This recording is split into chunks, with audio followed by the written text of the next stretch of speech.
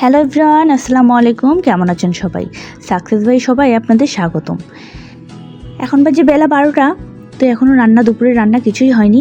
এখানে আমি টুকটুকিটা খাচ্ছে, তাকে কিছু খাবার দিয়ে চলে এসেছি। ঝটপট রান্নাটা করে ফেলতে হবে, তো চলুন তাড়াতাড়ি রান্নাটা করে নিই।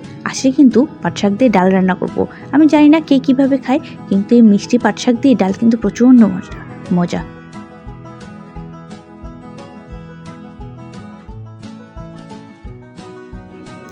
আজ আবার ছাদে প্রচণ্ড হাওয়া দিচ্ছে, মনে হচ্ছে একটু ছাদে গিয়ে যদি দাঁড়াতে পারতাম খুব ভালো হতো, কিন্তু রান্নাটা না করে কি আর ছাদে গিয়ে দাঁড়াতে পারি?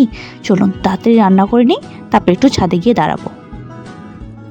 ভাবলাম ছাদে গিয়ে একটু দাঁড়াবো, হাতের কাজ কি আজ শেষ হয়? কখন আর যাই। এখানে ডালটা চড়িয়ে দিয়েছি, এটার সাথে না থাকলে আবার কখন সব পানি পড়ে যাবে।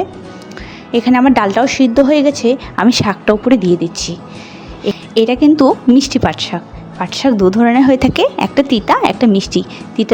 তিতাটা সচরাচর সবাই ভাজি খায়, আর মিষ্টিটা অনেকেই রান্না করে খায়, কিন্তু আমার আবার ডাল দিয়ে খুবই ভালো লাগে। একবার ডাল দিয়ে রান্না করবেন এবং আমাকে কমেন্টে জানাবেন কেমন হয়েছে।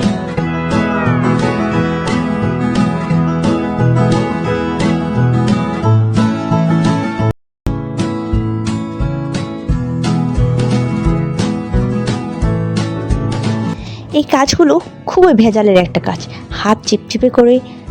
এই জন্য এই তেল ঢালাটা আমার একটুও পছন্দ না, কিন্তু সব কিছু শেষ হয়ে গেলে আবার তো ঠিক করে না রাখলে হয় না।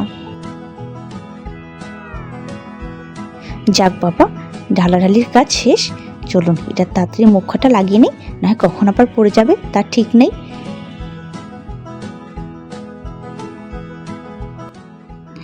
কি একটা কাণ্ড দেখুন, এতদিন বিয়ে হলো এখন পর্যন্ত ভাতের মার ভালো করে পাশাতে পারি না।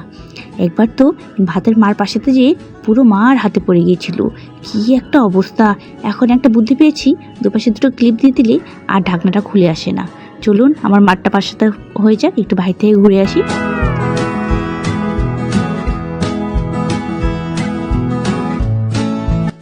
মস্ত বড় একটা প্লেন যাচ্ছে, এই জন্য তো তাড়াতাড়ি ছুটে এলাম একটু প্লেনটাকে দেখবো বলে।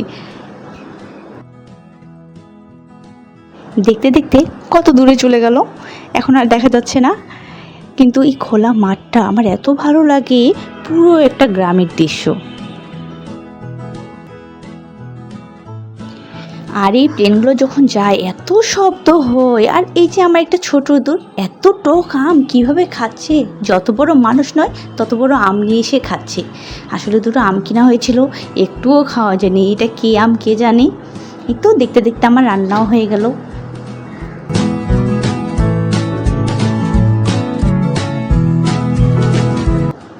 এখানে একটু রসুন, কাঁচা পেঁয়াজ এটা দিয়ে বাগার দিলেই আমার রান্নাটা হয়ে যাবে।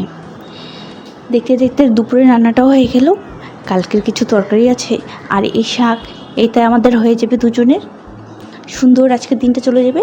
ও দুটো শুকনো মরিচ তো দেওয়ার কথা ভুলেই গিয়েছিলাম, এ তো দিয়ে দিয়েছি। এটাকে এখন দিয়ে শাকটাকে বাগার দিয়ে দেবো। ব্যাস এখানেই রান্না, এতটুকুতেই।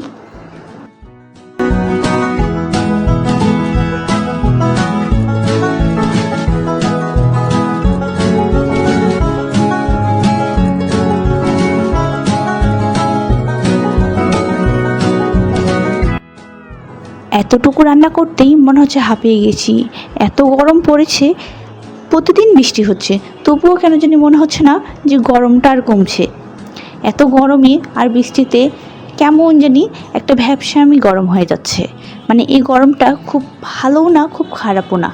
দেখতে দেখতে আমার রান্নাটাও হয়ে গেল। এখানে আমার রান্না প্রায় শেষের দিকে। এখন চুলাটা অফ করে দিই, কারণ বেশি বাগার দরকার, বেশি জাল দিলে কিন্তু সেটার মজা আর থাকে না। এই তো আকাশটা প্রচণ্ড মেঘলা, মনে হয় বৃষ্টি আসবে। যাই তাড়াতাড়ি কাপড়গুলো উঠিয়ে নিই, নাহলে সব ভিজে যাবে। আচ্ছা তাহলে এ পর্যন্তই। আমার ব্লগটি কেমন লাগলো সবাই কমেন্টে জানাবেন, আর সবাই সুস্থ থাকবেন, ভালো থাকবেন, আমাদের জন্য দোয়া করবেন। আল্লাহ হাফিজ।